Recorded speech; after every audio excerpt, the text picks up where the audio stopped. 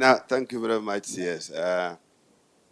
CS, I think from what I've seen, the interface and interaction is superb, is good. And it's an exercise that I think you need to run on with. And you need to run on with when we escalate it beyond this, say that maybe you also take time to cluster the members of parliament and have time with them. Even after this, you can join Kisumu, CI again together for 1 hour or two, just to see that some of these things, like now I don't have time, but I had much to say. So if that can happen, it may help us a great deal. I only want to mention one or two things, and very quickly.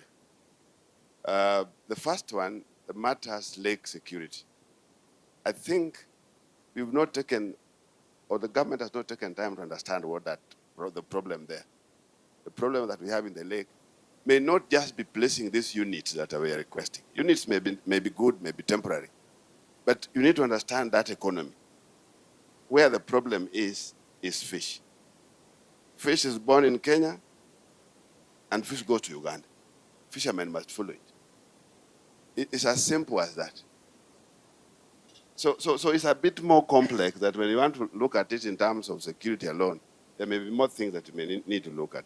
So I request that if you can have a little bit more time, get a small group of people, including myself, those of us who are born and bred there, we'll isolate some of the critical things that we have there. They may not just be issues of security units.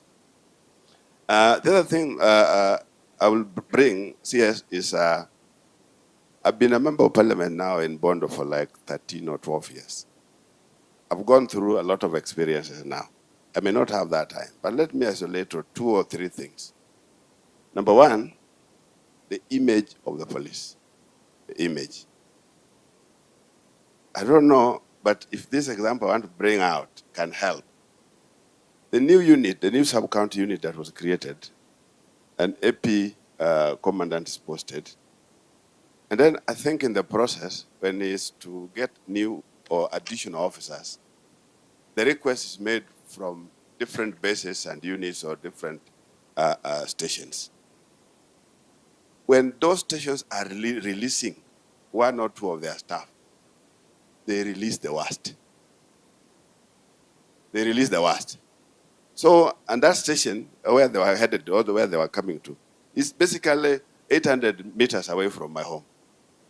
All the first 5 officers that got there, the same day, all of them were drunk, all of them didn't know where they were, all of them were running around in the village looking for food, they didn't have anything to eat. Imagine your officers running around in the villages of people that they have never met before, looking for food. And then they were drinking all manner of things that they found there. The following day, what the villagers were saying, is this the meaning of the new sub-county? So if you want to get those who are making the image of the police look the way it sometimes appears, get all the stations or the bases, tell them to isolate for you the people that you give a different assignment. They release for you the worst. And the worst is exactly what the public is seeing as the image of the police. It will help a great deal. The second one, which again is an observation, is you alluded to it. For the period that I've been a member of parliament, I've worked with 13 DCCs. 13 in 13 years. So meaning that an average of 1 per year. Yet there are those that have been there for 3-4 years. So you can imagine, there was a year that I think I worked with 5 different DCCs. So if you are with DCC like that, how will they settle down to work? That's a big problem. Then, in the same way, I've also worked with close to 7 OCPDs in the same period. Most of this, every single time they come in, they are given. Because we know who the criminals that are there. We know the thugs that are there. Allow it to grow for a while, it becomes these big gangs that we are talking about. They start in a very small manner. And they start particularly in these small towns of ours. They are there. Whether they are for hire or forever, they are thugs. They are goons. They are bad people. And we know them. People know them. This list, the names are given. Sometimes the beginning of when we have new officers, OCPD, DCIO, our DCs. You give these names. But if you followed the list that was given for the first time that I was there, the first 10 people, I don't think 8 have been arrested. They keep doing the same things. They're the same thugs.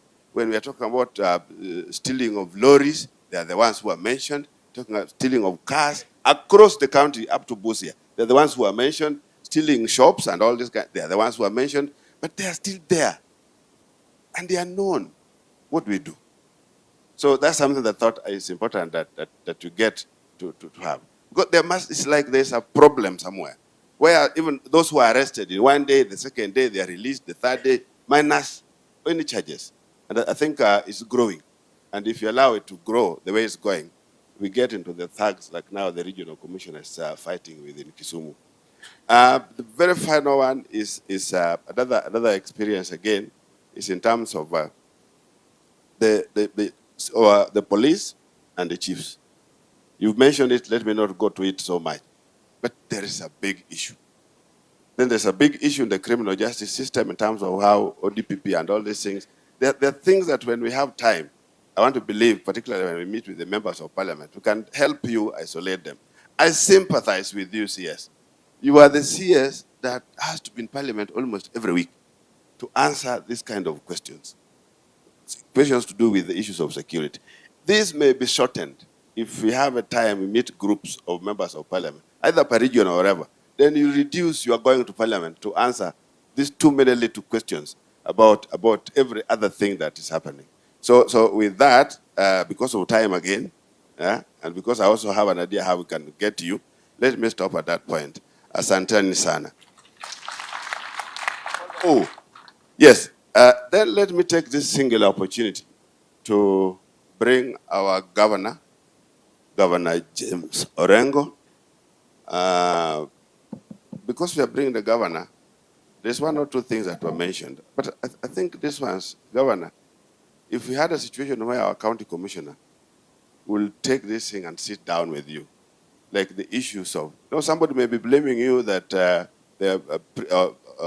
either they are prisoners or remandees are taken to hospital and then money is required. Sometimes they think you know. So I think maybe they need to take time so that some of those things are put together and you see how to address them. Karibu sana, Governor.